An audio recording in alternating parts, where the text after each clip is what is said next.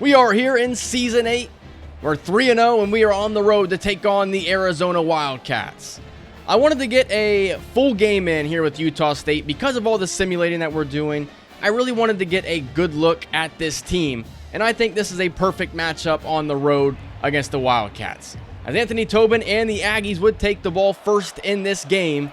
Here in the first quarter, Tobin will dump off the third down pass to Xavier Blunt, who has space to the outside and works his way across the 50-yard line for a first down, a connection of 26 yards. Later on in that possession from the 47-yard line, Tobin would drop back, get out of the pocket. Tobin is keeping his eyes downfield, throws to an open Zach Truin, who's got it at the 10-yard line and taken down at the 9. Utah State working their way into the red zone, as here's Xavier Blunt on 3rd and goal, and he's down at the 1-yard line.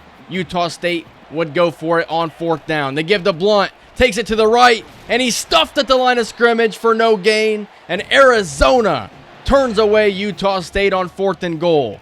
Pistol set now, and Utah State's going to get the safety. It's B.J. Garrison getting into the backfield on that play, so a little bit of a swing of points there, but Utah State would take an early 2-0 lead.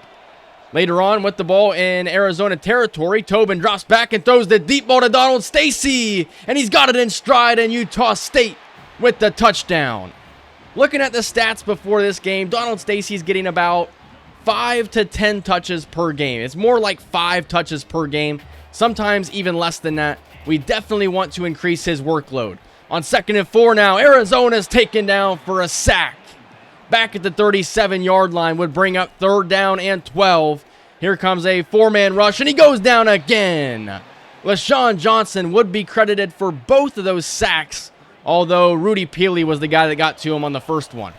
Utah State would take over, and they go Donald Stacy on the ground. A nice juke move, a broken tackle, and taken down at the 41-yard line.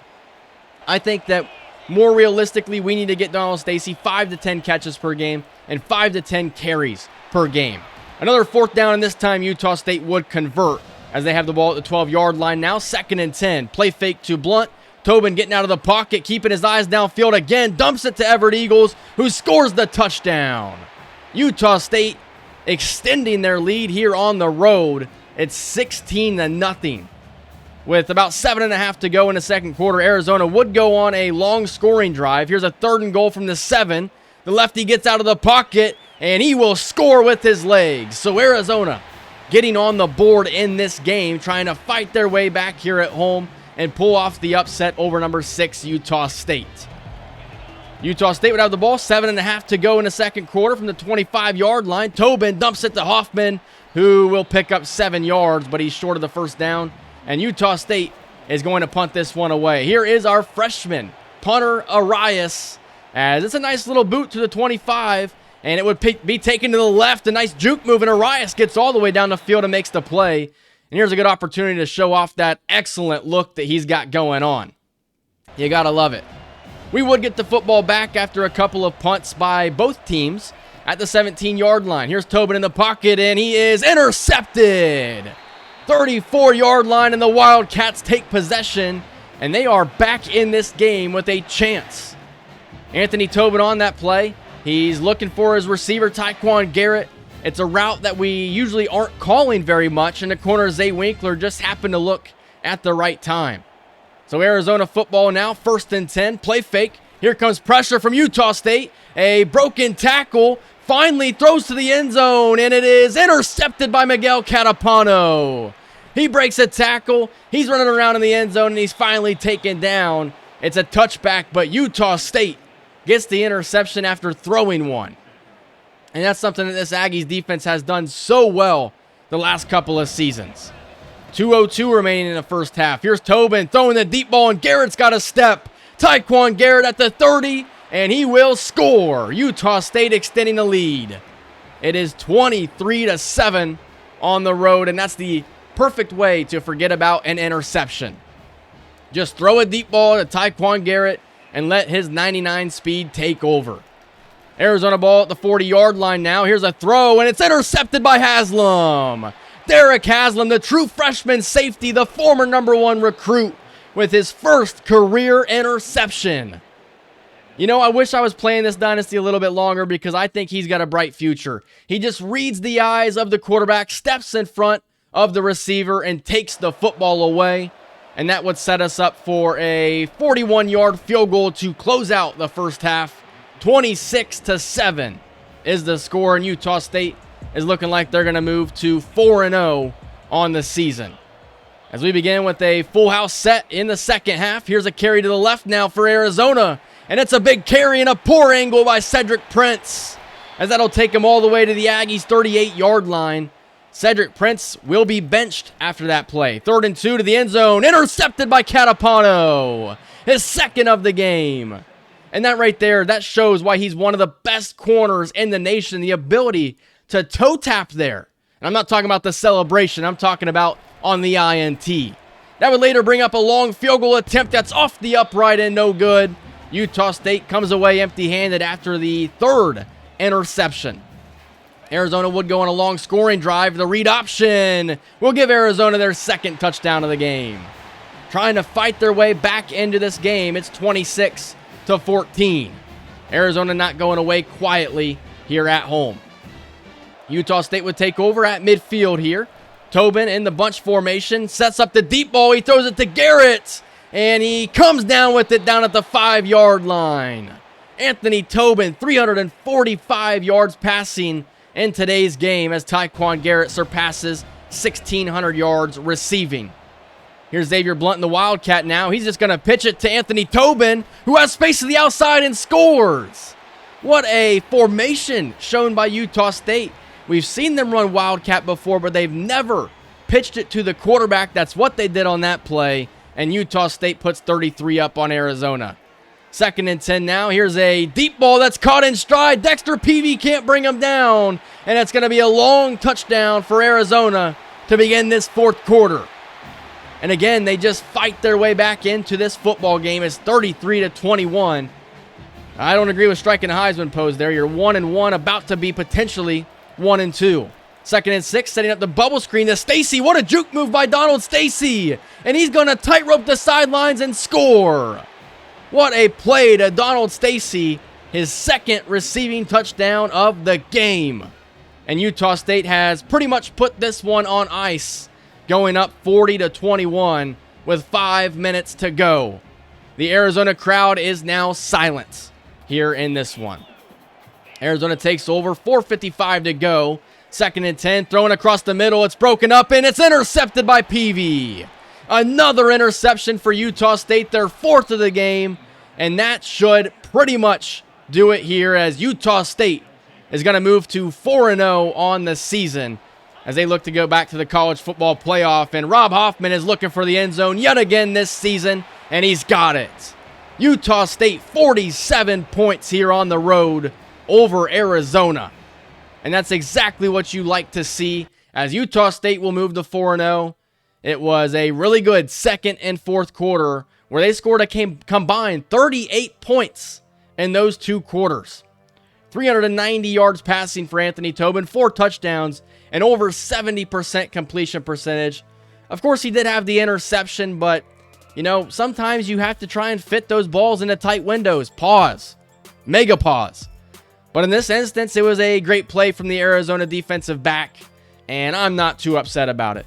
The offense had been pretty stale to begin this season, but 576 yards hopefully will turn that around.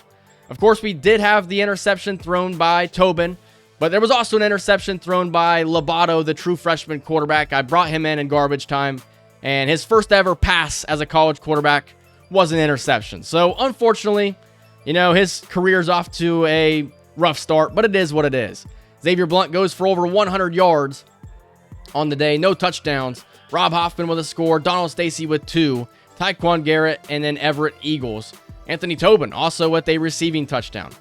4 INTs against the Arizona quarterback was excellent to see. We're still kind of struggling to establish a pass rush early in this season. I guess when you look at it, it doesn't look too bad with 3 total sacks, but it's not what we're really used to, especially when you compare it to last season's team. 47-28, we are now 4-0. So with that, we are off to a 4-0 start here in Season 8 of the Utah State Dynasty. Through the first 4 games of the season, we've had instances where our offense has looked really good, and then instances where they've looked a little bit weaker. The game against Arizona was a really good game for us, as well as the game against Washington. But the game against Baylor and Army, the offense was a little bit weaker. The defense as well has struggled at times, especially in the game we just played, in which they gave up 430 yards of offense, 269 passing yards. And in the game against Washington as well, we gave up quite a few passing yards. 390 passing yards to be exact. But at the end of the day, when you're 4-0, that's about the only thing that I really, truly care about so far this season. We've seen Anthony Tobin put together some really solid performances. The completion percentage at 66%, 11 touchdowns to only 3 interceptions. And Xavier Blunt so far is having the best season we've ever seen a running back have in the entire Dynasty. I was thinking about it yesterday. We've never even had a 1,000-yard rusher in this Dynasty. Tyquan Garrett, true freshman Rob Hoffman, and Donald Stacy have led the way in the receiving category. Zach Truin also has only 7 receptions. Defensively, Miguel Catapano leads the team in tackles, but BJ Garrison and Christian Stuckey, the dynamic linebacking duo, are in second place. Rudy Peely leads us in sacks with 4, LaShawn Johnson with 2.5, and then interceptions, Catapano with 3, Max Wolfert with 2, and we see true freshman number 1 recruit Derek Haslam after that game against Arizona has his first career interception. Taking a look at recruiting here, we're in a really good situation with number 1 recruit Zach Myers. We're in first place, beating Kentucky by a large margin. We are also in first place for the number 5 recruit John Cloud, as we are beating Texas by a large margin. And then Creed Garrison, we're in first place over Nebraska at the moment. These are all defensive line prospects here, so we're trying to hone in and get a dominant defensive line for the future. I'm going to bring Zach Myers in on a visit here. We're going to pitch the pro potential for him. He's going to come on a visit against Notre Dame. We're also going to get the one quarterback that we're targeting here, Richard Laleta. We're going to bring him in against Notre Dame as well. We are in first place for him at the moment, with USC making up some ground, so I think it's important that we do bring him in on a visit. We do have right guard Jabari Duff, the 48th recruit in high school football, coming to this game against Washington State. Washington State is 1-3 on the season. A blowout victory would probably be the best case scenario. We also have running back Donnell Corral coming as well. He is the 5th best running back. And again, I think that with a blowout victory, there's a chance we could bring him in. And then finally, we have Clay Richard coming in on a visit in this week. Stanford is in first place, and they are extremely close to locking up that battle. But with a blowout victory, there is a chance that we could bring in Clay Richard. If not, I do have some other guys on the board that I'm targeting at tackle. It's the probably most needed position going into next season.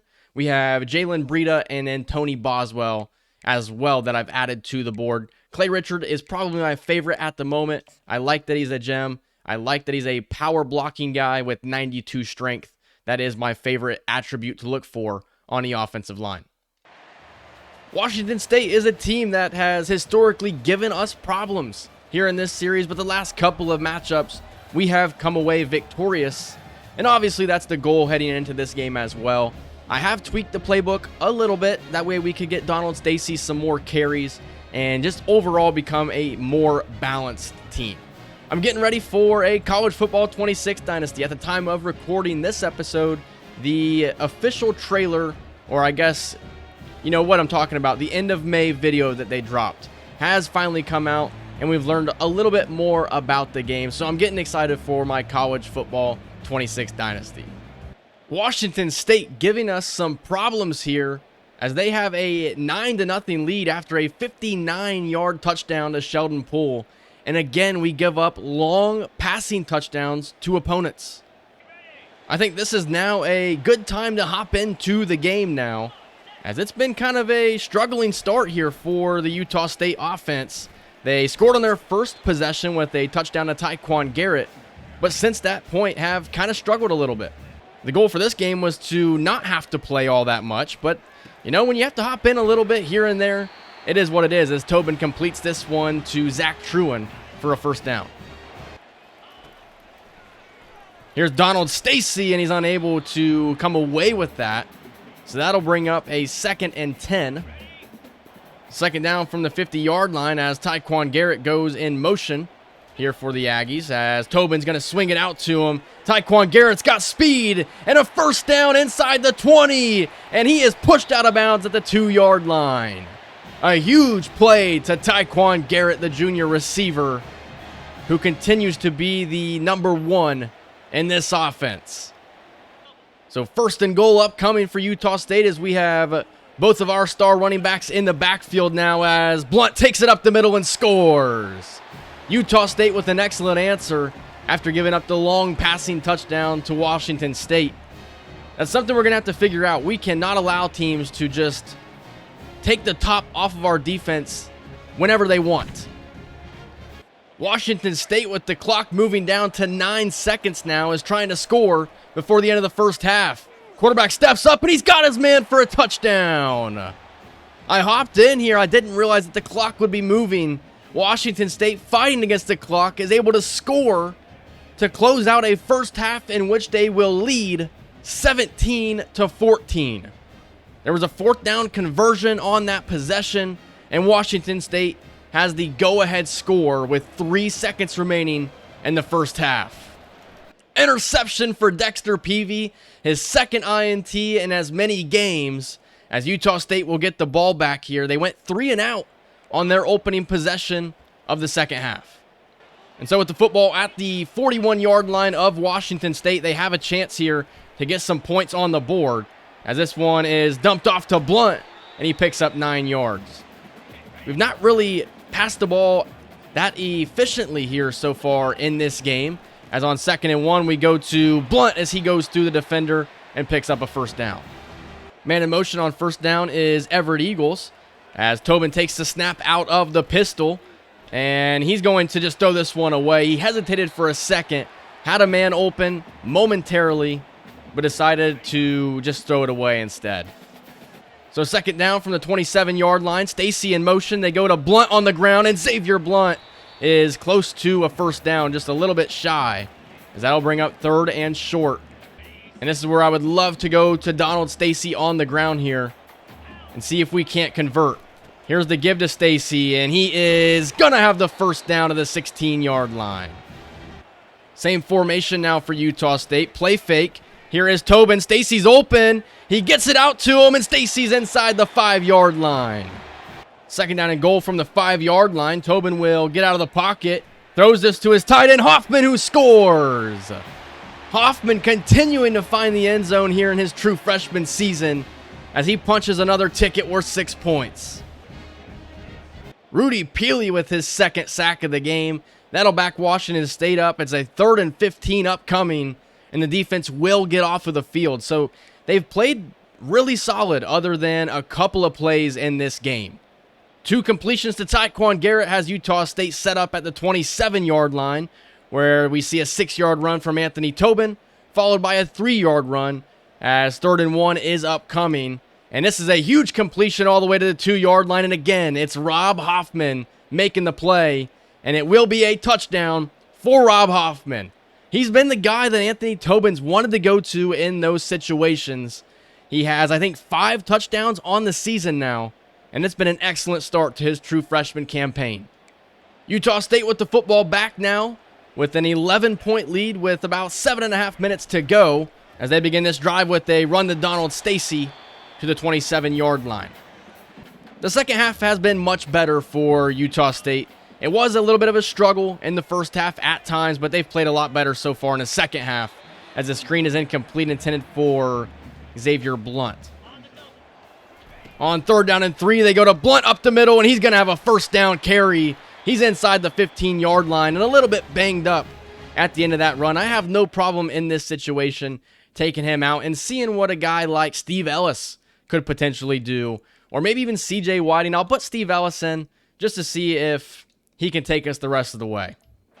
At the 12-yard line now, we're going to swing this one out to Donald Stacy, who has a blocker and will score.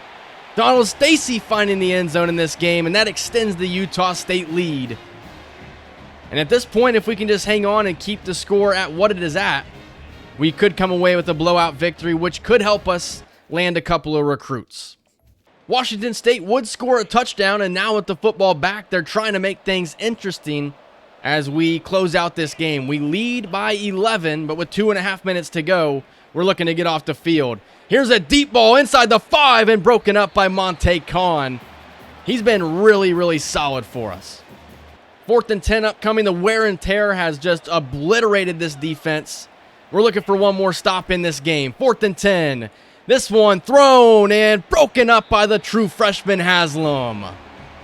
And Utah State will get the football back. I'd love to see them score a touchdown here so that we could secure a blowout victory. Well, there's a big-time run by Steve Ellis, and that puts Utah State at the 5-yard line. At this point, we are kneeing it, and I think that I'm okay with a humble victory. 35-24 is the final.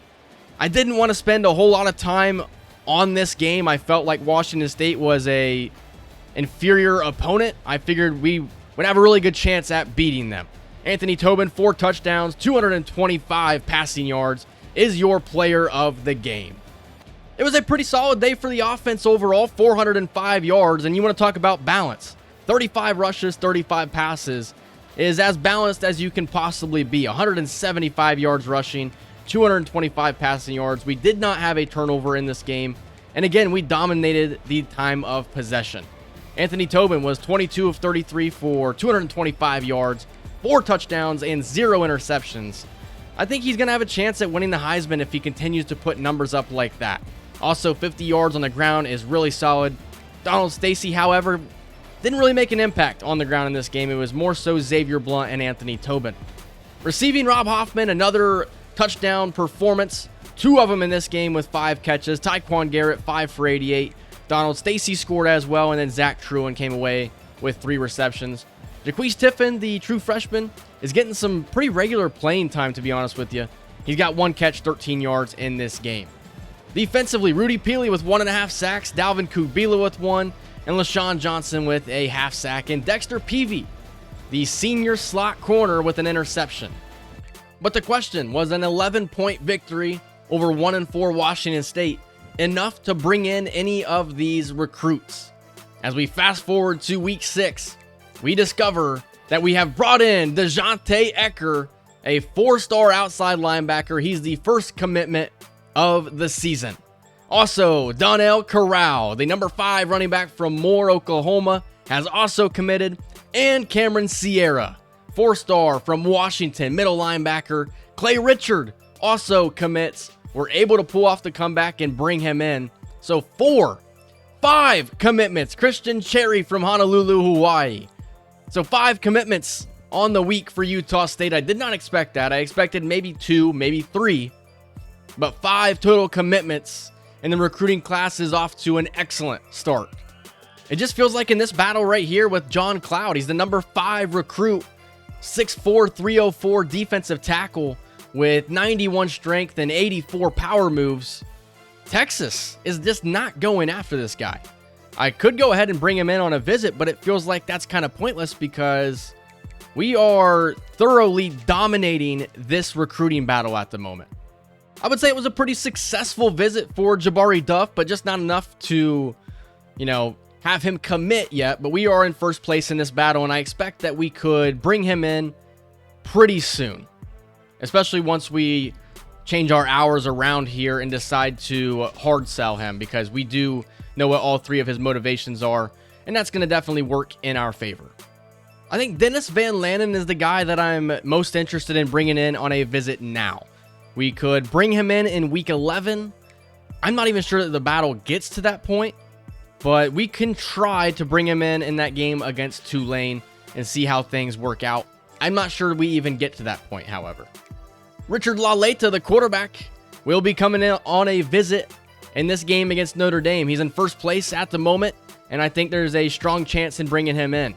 Jaleel Rataway Ratay, I should say, is the next guy that we're bringing in on a visit. He's coming to the Notre Dame game as well.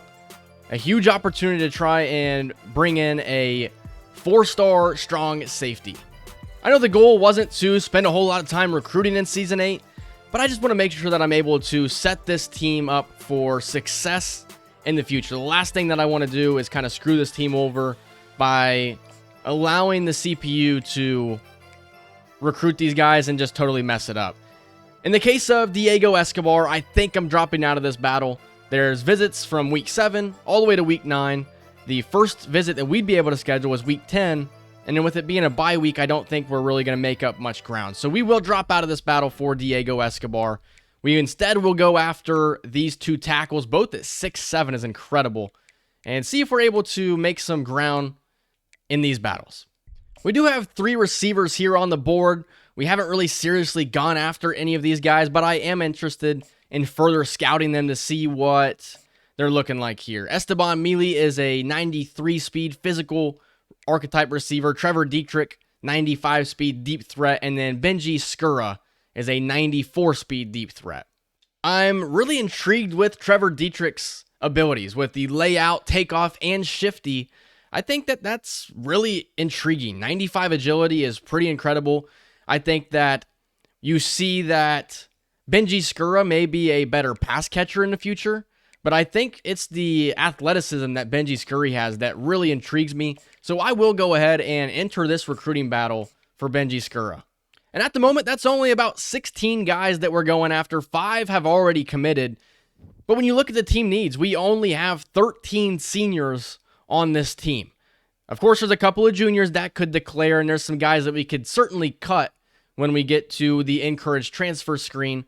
But there's not really a whole lot of needs on this roster. I guess we could go look at some guards, since that is a need that we do have. And Jabari Duff's the only one that we have on the board right now.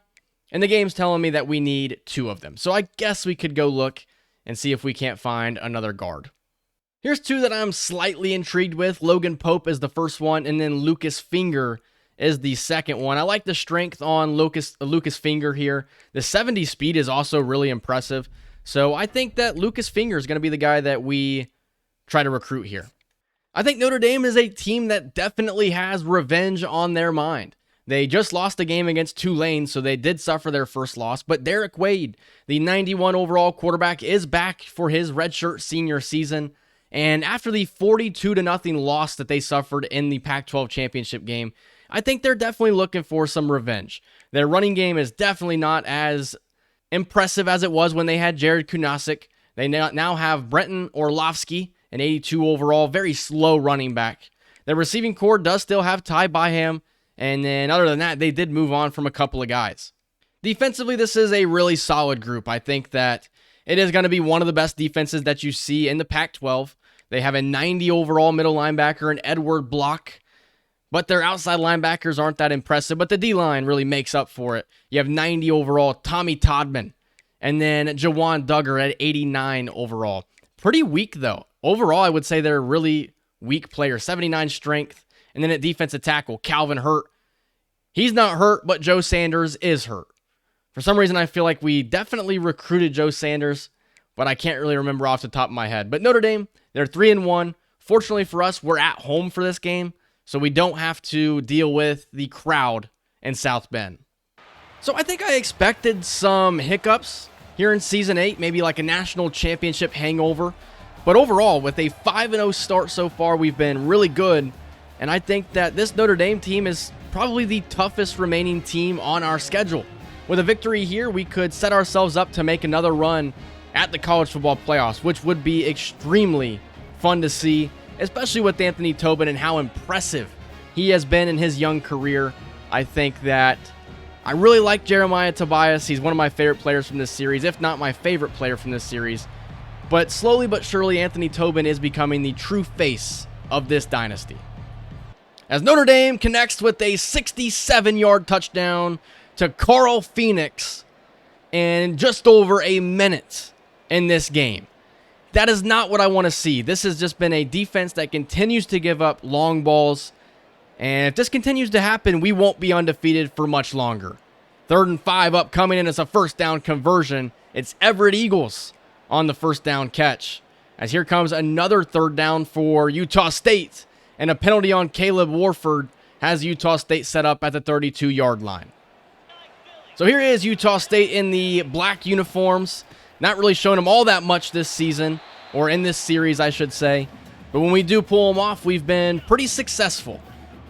So 2nd and 9 from the 31-yard line after the negative play.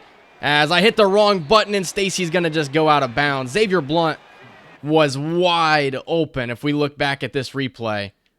This is why I draw this play up, is because Blunt is usually the go-to guy and he's wide open and I just hit the wrong button. So instead of what would potentially have been a touchdown, is now going to be a 3rd and 11. Tobin's going to get out of the pocket, try and scramble and lose the football instead. And that's going to bring up a 49-yard field goal attempt in the rain. I'm pretty sure last year when we played Notre Dame in the regular season, it was a monsoon. Here is the field goal, and Villalobos' kick is no good. He is struggling. He's had a national championship hangover, and now Notre Dame will get the football back with good field position. As here comes a 3rd and inches for Derek Wade in the Notre Dame offense as they look to convert and move the chains. Here's the give. Orlovsky's got the first down. To the 17-yard line goes Notre Dame as they're looking to take a 14-0 lead on the Aggies. Here is the give to Orlovsky, and he's taken down hard by Dalvin Kugbila. When I was playing that Arizona game that you guys saw at the beginning of the episode, I was wondering, why is our defense struggling so much? I think it's our interior defensive line is extremely weak. We don't have, the greatest defensive line with the injuries that we've had so far this season. As we're going to force a 3rd and 9, we're looking to get off the field. Rudy Peely's been so good at creating pressure on quarterbacks this season. Can we get after the quarterback here on 3rd and 9? Here is the throw to the outside, and that's going to bring up a 4th and 4 field goal attempt. I probably should just simulate this. That way we can see Notre Dame actually make this kick. I think they're still going to be able to make it, though. Here is the kick, and it's no good. So both teams missing field goals. We know how it works. I probably should have just simulated. That way we could have a little bit touch of realism, I guess. But instead, we'll take over at the 20-yard line. But our drive did not last long. It was a 3-and-out for the Utah State offense, and now Notre Dame is working their way back into Utah State territory. And on 3rd and 3, they're going to come up a yard shy of the first down marker. They will send out the field goal team instead of going for it from the Utah State 33-yard line. This one is a 50-yard attempt. The kick is up, and the kick is good, with Notre Dame taking a 10-0 lead as Utah State's offense continues to stall out. So 1st and 10 from the 23-yard line. Donald Stacy coming in motion here as Truen is open. It's fired and caught by Zach Truen to midfield. That's an excellent way to get this possession started if you're Utah State. On 1st down now, Tobin will hand this one to Xavier Blunt, who takes it to the right for 5 yards. Only 4 carries for Blunt so far on the day and 10 yards. He has been really good this season, but struggling so far in this game as we bring out 2 tight ends now and hand it right back to Blunt up the middle as he's about a yard shy of the marker. 3rd and 1 here for Utah State. That's Zach Truen in motion as Utah State's looking for a conversion. Truen's got it in space. The speed from Zach Truen has Utah State down to the 10-yard line. They're looking for some points here for the first time in this game. 1st and goal upcoming now for the Aggies as this one is dumped off to DeMarco Pitts. That is the backup slot receiver in this offense. Tobin took a shot after that play, and that health bar is now down to about halfway full as Blunt is taken down for a loss, and that's going to bring up 3rd down and goal from the 7-yard line. Notre Dame is going to jump off sides, and that's going to move Utah State a little bit closer to the end zone here. I'm not sure that really changes so much on what I wanted to do, but from the 3-yard line now instead of the 7, it does make it so that we have a little bit more to our disposal. So on 3rd and goal, it's going to be a design rollout. Rob Hoffman down at the 1-yard line. 4th and goal upcoming. And I think we're going to go for it here. An opportunity to try and get on the board for the first time in this game. It's Blunt who scores. We could take our points. We could take the field goal. But at the end of the day, you need touchdowns to win ball games. And that's exactly what we get on 4th and goal. Now with a 3rd and 7 upcoming here for Notre Dame, it's really up to the Aggies defense to try and get off the field and get the football back to this offense. Here's a throw, and it's caught for a first down across midfield. Notre Dame will extend this possession as they are now into Utah State territory. So 1st and 10 now from the 41. The throw to the outside is caught for 5 more yards. That's the tight end continuing to get looks here in this game. Notre Dame would love to make this the final possession of the first half with a 3-point lead and the clock winding down. Here's Wade. This one, an excellent route. And this one's going to be taken down to the 14-yard line. If you watch that play back, the route on that play was excellent. Miguel Catapano stood no chance. So 1st and 10 from the 14-yard line, nearing the 2-minute timeout. They go to Orlovsky, who is stuffed for a minimal gain. There's definitely a chance for Utah State to try and get off the field here with 2 minutes remaining. Here's Wade in the pocket, throws at the feet of the receiver, and that's going to bring up 3rd down and 9. Can Rudy Peely get off of the line and try and make a play? Here is Wade. Here comes Peely. He's not going to be able to bring him down. Wade's going to scramble inside the 5. Are you kidding me? You have to be able to bring him down in that situation. That is some atrocious tackling on display by Rudy Peely. And so with 1:16 to go, Notre Dame is looking to go up by 2 scores. The give to Orlovsky down at the 1-yard line. Now a timeout for Notre Dame as they try and think over what they want to do to try and score in this situation. 1:10 remaining. The throw to the end zone. It's caught for a touchdown. Notre Dame is going to extend their lead. Anthony Tobin is 8 for 8 on the day, but to this point, it really does not matter if you're losing by this much. As they go to Everett Eagles on 1st down, and he's taken down for maybe a pickup of 1.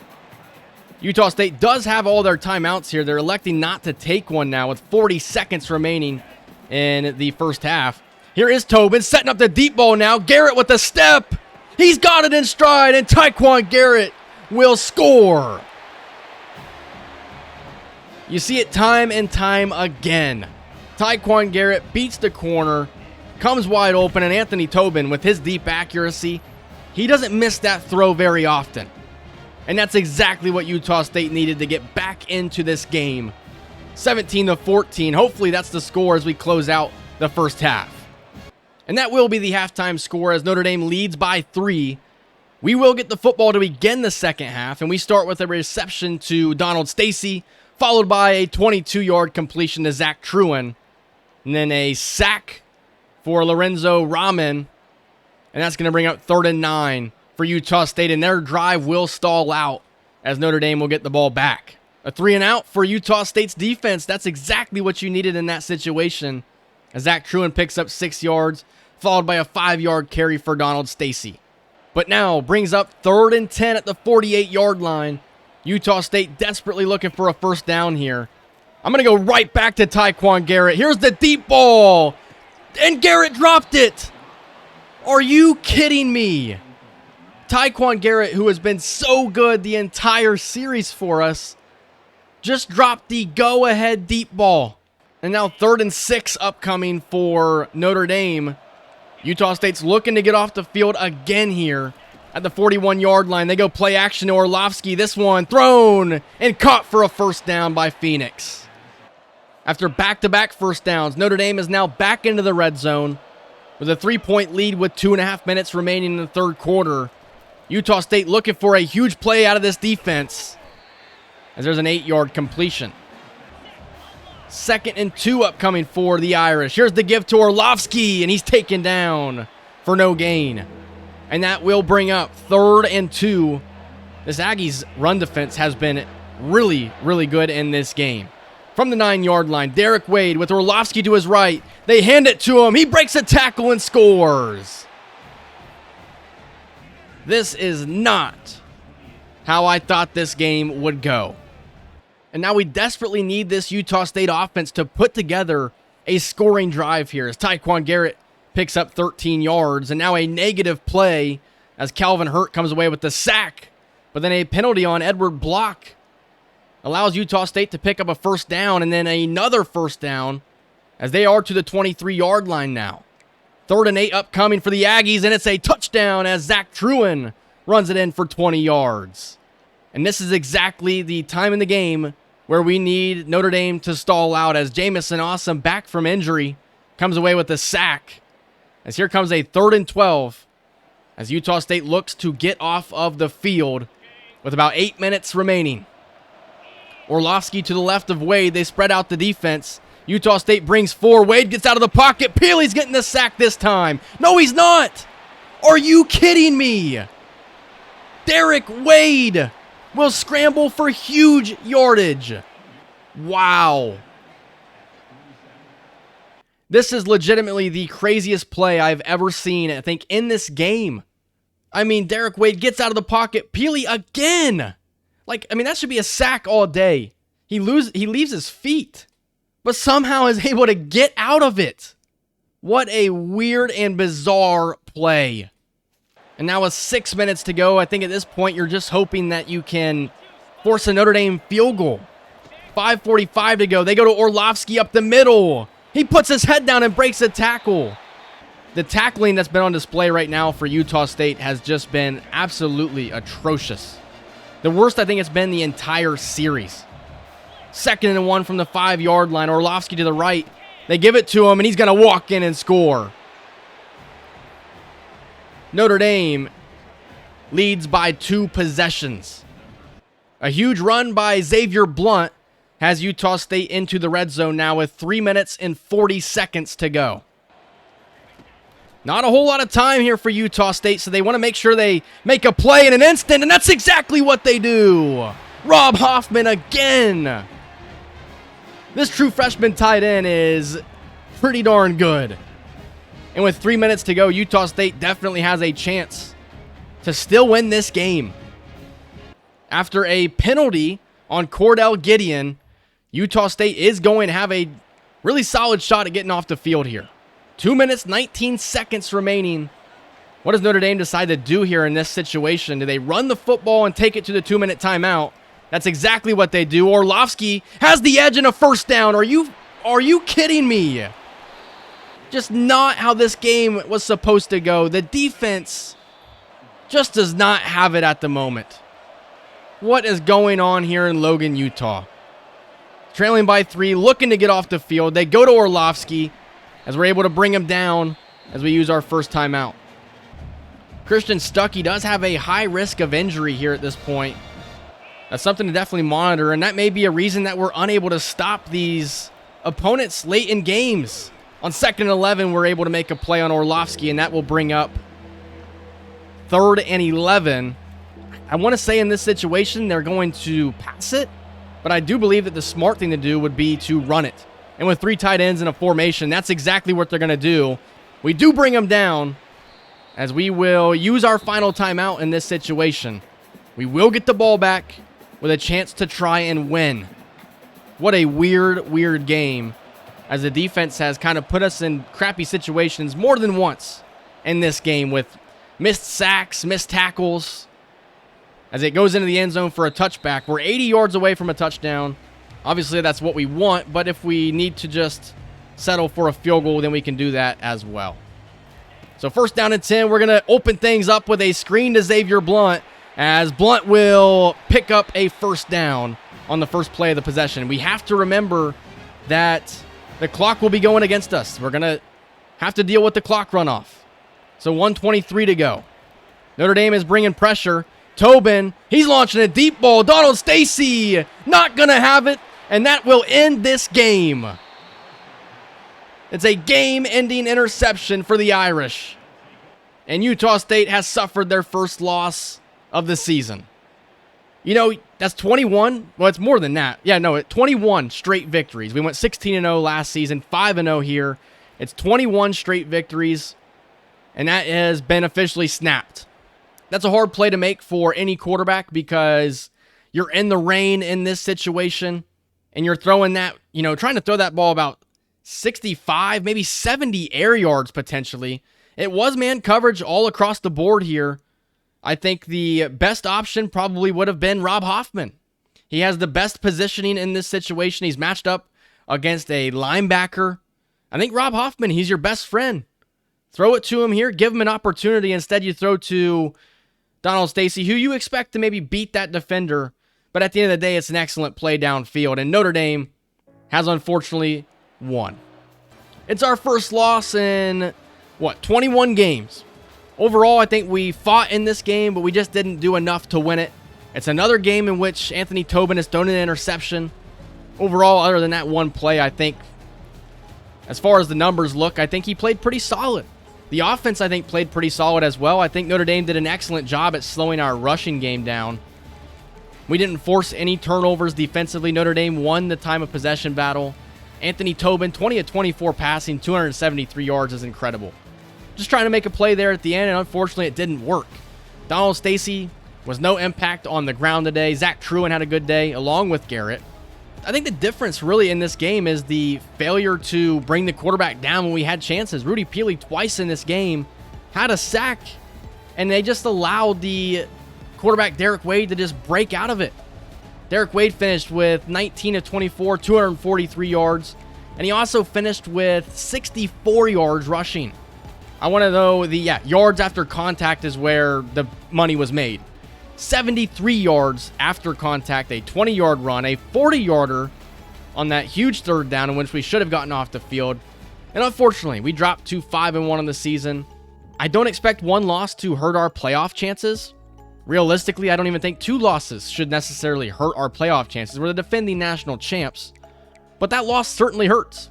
4-star guard Jabari Duff has committed from Bellflower, California, along with 4-star tight end Devin Carver from Asheville, North Carolina.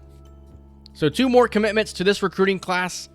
We're putting together a pretty good group at the moment. Unfortunately, after that loss, we dropped down to number 12 in the nation. Notre Dame, of course, is going to jump up some pretty good spots. I think the most unfortunate thing about that loss is the fact that the number 1 recruit, Zach Myers, just did not have a good time on his visit. With a loss there, that certainly hurt our chances of being able to bring him in. We'll have to see what it really does for us moving forward now that we're able to hard sell. We know his motivations, so maybe we still have a chance at bringing him in, but with a loss there on his visit, that does not help us at all. We're extremely close to a commitment out of John Cloud, though. I think one more week and we should bring in the 5-star defensive tackle. I'll also schedule a visit here for Creed Garrison in that game against Tulane. I will pitch the playing time, if I can ever get to it here, on that visit. His recruiting battle is moving a lot slower than John Cloud and Zach Myers, but it is moving along, and we're in first place and now getting the first visit set up. Dennis Van Lannen, we're still in first place for, but with a visit to Oregon in week 8, there's a chance we could definitely lose this battle. Richard Laleta, I figured we could bring him in after that visit, but with a loss, he wants to think about it a little bit longer. So we'll go max points on him and see if we're able to secure that commitment. But right now, USC's making a push. Jaleel Rate, I want to say Radaway so bad every time I see it, but it's Jaleel Rate. He actually did have a good time on his visit. A lot of it probably has to do with the pitches that we have for him, but that was a really solid visit for us, and I think there's a chance we could bring him in. Oregon with a Week 15 visit, like, what are you doing? So we have 7 total commitments so far and 17 guys on the board. I think at this point, I'm happy with the way the board looks, and I think I'm going to call it quits as far as adding people to the board. We have 1 receiver on here for Benji Skura. We have Devin Carver, who's now committed. We have 3 total tackles, 2 guards, no centers on the board, but we don't need any. We have 3 defensive ends with 1 defensive tackle. We have outside linebackers. We have some middle linebackers in Cameron Sierra. We don't have any corners or free safeties, but we also have Jaleel Rate at strong safety. The only place that I feel like we should probably get better potentially is at linebacker. But when you look at our team needs and you go to defense, we only need 1 left outside linebacker and 1 right outside linebacker. Other than that, we're not really in a situation where we need to bring in anybody else. I do imagine Christian Stuckey will more than likely declare at the end of this season, which then would set up maybe Gooch to start there next season. I guess we could look at maybe a middle linebacker, field general guy, or a run stopper. I don't think it hurts. Stephen Carney looks really interesting here. 89 speed, 69 zone coverage, 85 tackle. Looks pretty interesting. So we will offer him a scholarship, and I think that will certainly help us out moving forward because we're going to need some middle linebackers here in the future. But it's a 5-1 start when you look at the schedule here. We do have Cal next up. I think they're a team that we could certainly beat, but being on the road, we could struggle potentially. Then we're on the road against Stanford. They're 2-2. I would ideally like to finish up these two games in this episode. If we can dominate Cal, that would be perfect. That way we don't have to spend much time on that game. Otherwise, we could just get the Cal game in. And then I do want to do a 1,000 subscriber live stream. Obviously, once I hit 1,000 subscribers, of course. But when I do, I think it'd be cool to play one of these Dynasty games potentially. So I don't know how big of a hurry I'm necessarily in at the moment. But let's get into the game against Cal and see if we can't knock off Donald Stacy's former team. So here we are against Cal. I love this stadium. I love these uniforms. To be honest with you, if I wasn't playing with a West Coast team already, Cal would be a hot contender for my Dynasty team next season. But, you know, it really pains me to not be able to play these full games. That's why I played that game against Arizona. You know, I was just really wanting to play with this team. I hate the fact of simulating, but I need to draw this series to a close, and I can't do that by playing full seasons anymore. I wouldn't have enough time. So simulating really is the only way that we can get there. I'd love to move to 6-1, and I'd love to move back to the college football playoff. Donald Stacy just had a 34-yard run as Utah State at the 33-yard line, 4th and 1 upcoming. And it's an incomplete pass as they tried to go for it. And instead, Cal will get the ball. It's been an unfortunate game so far as Wayne Moats goes 52 yards for a touchdown. There's got to be some kind of play in the game plan defensively where we're just getting torched. And I'm going to probably have to change that because I can't allow that to happen anymore. I mean, you guys count how many long touchdowns we've seen the opponent have against us. It's atrocious. Back-to-back penalties on Cal has us set up already inside the 20-yard line. And from the 12 now, we go with a 3-yard rush and then a 1-yard rush and a touchdown to Zach Truin. So we have tied this game up. Not after the penalty. Now we have tied this game up. Jaden Lynn with a touchdown as Cal reclaims the lead now, 14-7 the score. And it's another 3-and-out for Utah State. That's now back-to-back 3-and-outs. As upcoming is a 3rd and 7. The pass incomplete, and Cal will punt it back to us. I think the offense needs to put together a possession here. They go to Donald Stacy for a 1st down. And now a 3rd and 7 upcoming. And on 4th and inches, I'm going to hop in here because this is a situation where I think you got to go for it. You got to play with some aggressiveness, a level of aggressiveness that the defense has to match. This could be silly, but we're going to try it anyway. Xavier Blunt has the 1st down. And while we're here, I guess I'll stay in this possession and see if I can't score us a touchdown. Tyquan Garrett in motion. If you guys have watched the series long enough, you know what this play is. Here's Tobin. What a run for Anthony Tobin. An excellent job by Tobin to move the chains. And that has us set up in Cal territory now. Here is Tobin. He's going to step up in the pocket, and he scrambles. And that's close to the 1st down. Instead, it'll be 2nd and 2 upcoming for Utah State. 3rd and 1 upcoming for Utah State. Donald Stacy in the backfield at running back. They go to Stacy. He's got the 1st down. The ability to fall forward, moves the chains. It feels like we're playing in way too many close games so far in this dynasty, or in this season. We're going to go to Stacy, and he's going to pick up 5 yards. Only 59 passing yards so far for Anthony Tobin. So 2nd down and 5. Tobin will get out of the pocket and just throw this one away. 3rd and 5. Utah State looking for a 1st down. They're going to complete it to Tyquan Garrett, who goes inside the 5-yard line. Goal to go, Utah State. 1st and goal from the 3. Blunt, touchdown, Aggies. An extra point away from tying this game up. We've been in a lot of close games this season. I mean, we even played a close game against the Army Black Knights. As Cal picking up a couple of first downs here. 1st and 5 after the penalty, and now a negative play. It's another penalty, this time on Cal. And they're just going to pick up a first down. 3rd and 10 up, coming from the 31-yard line. The pass falls incomplete as B.J. Garrison's able to knock it away. And they're going to attempt a 47-yard attempt to try and take the lead before the end of the first half. Here is the kick, and it's going to be right down the middle. Cal with a 17-14 lead. The goal is, I hope I don't have to hop in this game more than just this possession right here, but I'm going to try and take us down the field and at least tie this game up before we hit the break. So, 1st and 10 as we're going to throw the curl to Tyquan Garrett, and he's got it for a first down. Now we'll go hurry up here to try and get some points on the board. Garrett's going to have a little bit of a step here. Can the safety get over there to make a play? He does. An excellent job by the safety. So 2nd down now for the Aggies as this one is caught by Donald Stacy for a first down.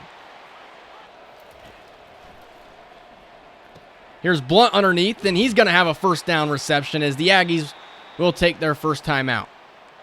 At the 40-yard line now, they do have a chance to put some points on the board here. And Utah State's going to take their 2nd timeout. See, if you don't get a first down conversion there, it does force you to either take a timeout or go hurry up and spike it. But I really don't want to lose a down here. So 2nd and 3. There is Stacy wide open. He's got a first down. Here's a situation where we will go hurry up here and spike it. As we're trying to hurry and we spike it down with 23 seconds remaining. Utah State will change the play up here. There is Rob Hoffman has it. 4th and 1 upcoming. Utah State's just going to call a timeout here as they're going to look to kick a field goal and tie this game up before the half. I almost feel like I should simulate this so that I don't miss it. Here is the kick from Villalobos, and it's good. Now, how much sense would that make if I simulated this kick, but I didn't simulate the CPU's kicks? As we'll head to the half with a tie game, Cal will get the ball to begin the 2nd half, and it's going to be a 3-and-out early as Jaden Lynn's taken down for a loss. And just like that, our drive now stalling out, and we're going to have to punt it back to Cal. And they're already across midfield now. 3rd and 6 upcoming. This is the first look we're going to get at the defense in this game. And on 3rd and 6, they're going goal line. I'm going to be so angry if they pick up this first down. You've got to be kidding me. This is strange. Here's the run. Taken down shy of the marker. What a weird play call decision there. As here's about a 48, 49-yard attempt upcoming. Cal looking for the lead, and they got it. 20-17 the score. Another one that is close here late. And it's going to be a 3-and-out for Utah State. I mean, that's atrocious. And now 3rd and 11 upcoming for Cal. I feel like I shouldn't hop in here because I can imagine their quarterback breaking out of a sack of Rudy Peely and converting. Is that what's going to happen? I don't know. They're going to try and set up a screen here. It's dumped off, and it's going to be short of the marker. So we will get the football back again. 3rd and 6 upcoming for Utah State. And it's going to be another punt. Thankfully, our defense with another stop. And on 3rd and 3, I'm going to hop in this situation. We need to make a play. 3rd and 3 from the 45-yard line. Stacy is wide open. He's got a first down into Cal territory. His 5th catch of the game. That's also 64 receiving yards for Stacy as we're going to stay in the same formation on offense. We're going to give it to Stacy on the stretch. Stacy breaking tackles and picks up 7 yards. So far this season, what this team reminds me a lot of is when Florida State went on and won a national championship with Jameis Winston and then came back. Here's Blunt with a crazy carry to the 5-yard line. And they came back the following season and they went undefeated. But they ended up really showing that they weren't the greatest team in the world. They played a lot of close games. And then when they met Oregon in the Rose Bowl that season, they really met their match and Oregon made them look stupid. We're going to take a lead here. You know, I know that's probably more important than what I'm saying, but we take a 24-20 lead with 5:16 to go. And I got to admit, with the way our defense plays and they give up these long touchdowns, I'm not going to lie to you and say I'm not worried. There's 29 yards.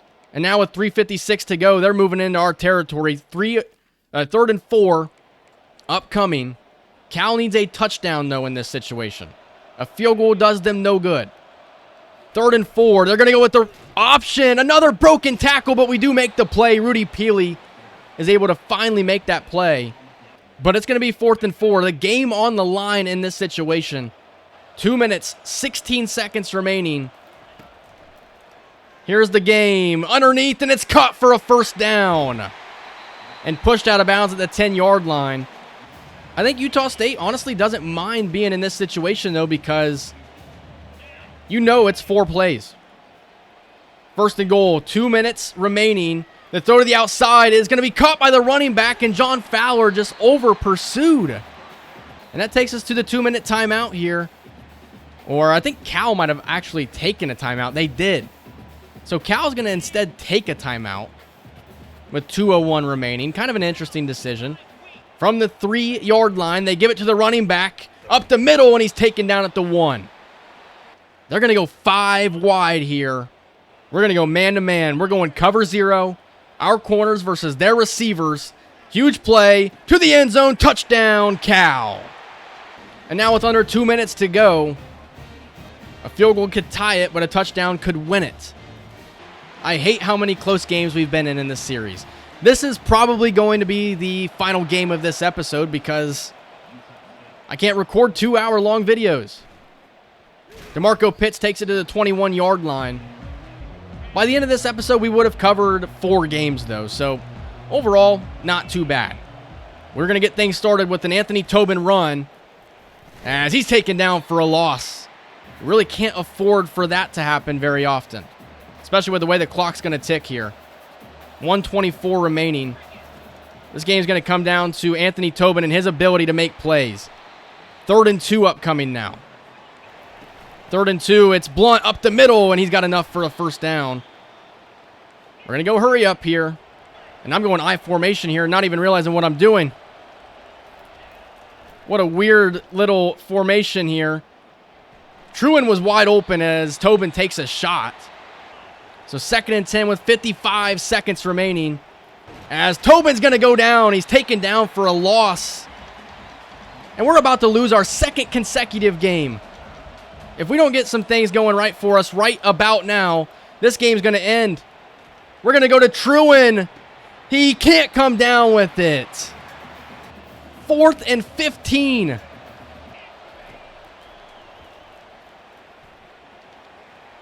Pitts comes down with it for a first down. What a play.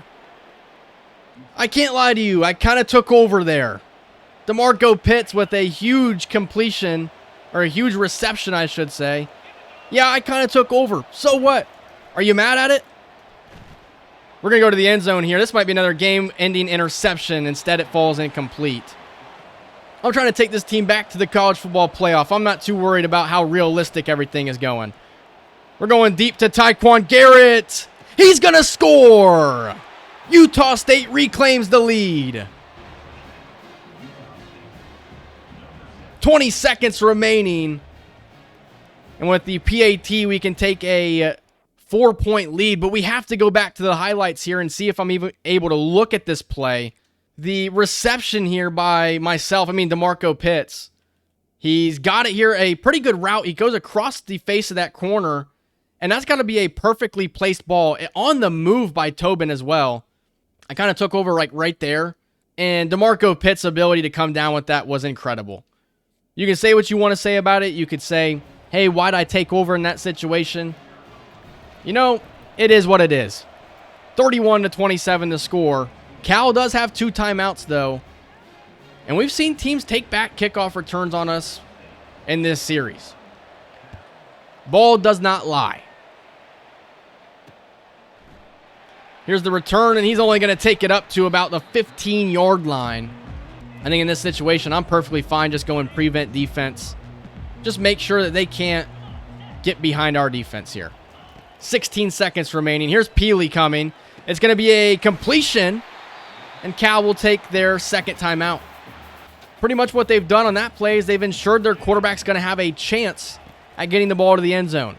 First and 10, underneath, and it's caught again for a first down. And here comes the Hail Mary. 7 seconds remaining. This definitely could be the final play of the game. Here's the three-man rush. Quarterback gets out of the pocket, taken down by Peely, and the game is over. Utah State survives on the road against Cal and will move to 6-1. In this situation, you know, I probably wouldn't have taken over for DeMarco Pitts if this wasn't this type of game. But the goal, obviously, being to try and get back to the CFP.